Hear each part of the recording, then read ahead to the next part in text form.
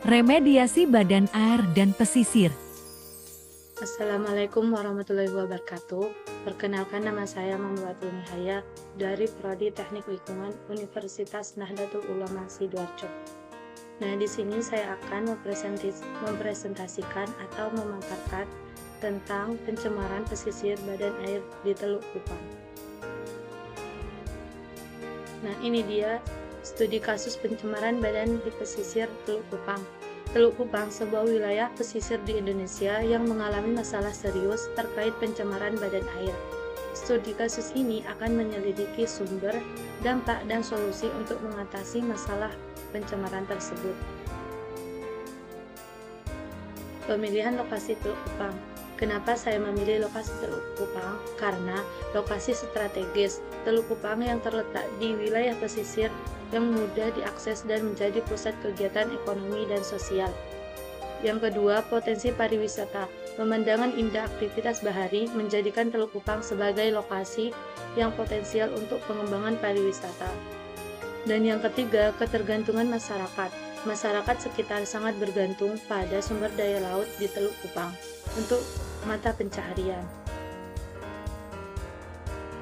Data dan pemaparan pencemaran. Peningkatan limbah. Teluk Kupang menerima berbagai jenis limbah, baik padat maupun cair, dan aktivitas industri, rumah tangga, dan pertambangan di sekitarnya. Sedimentasi. Erosi dan sedimentasi di hulu sungai yang bermuara ke Teluk Kupang telah menyebabkan pendangkalan dan perubahan ekosistem.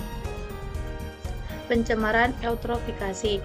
Kelebihan nutrisi dari limbah dapat menyebabkan blooming alga dan eutrofikasi yang mengancam kehidupan di perairan. Dampak pencemaran badan air.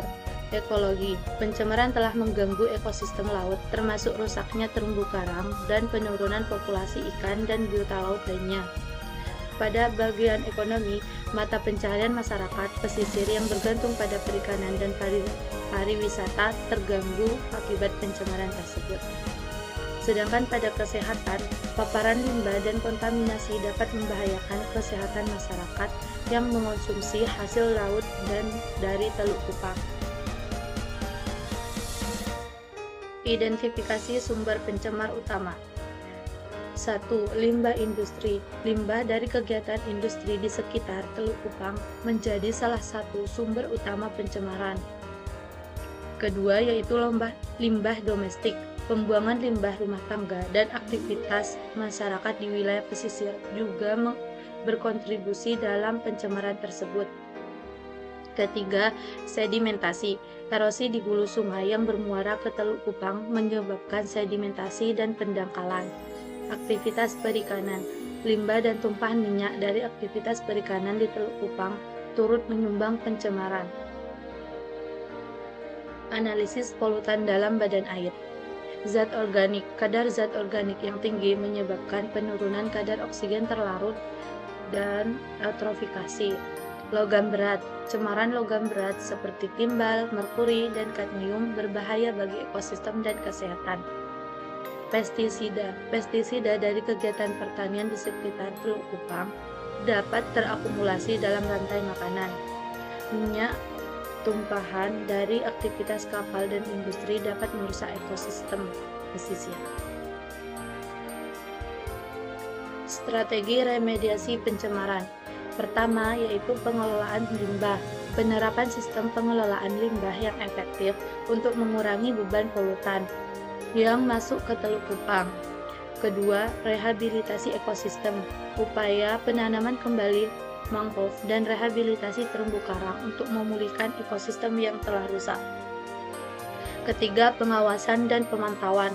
Penguatan sistem pengawasan dan pemantauan kualitas air untuk mengevaluasi keberhasilan tindakan remediasi. Ini dia kesimpulan dan rekomendasi.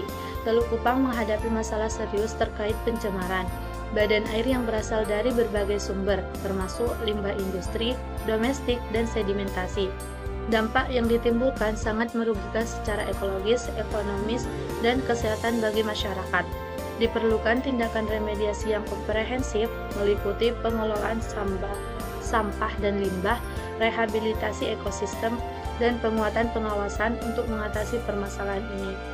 Nah, sekian yang dapat saya sampaikan. Kurang lebihnya mohon maaf. Wassalamualaikum warahmatullahi wabarakatuh.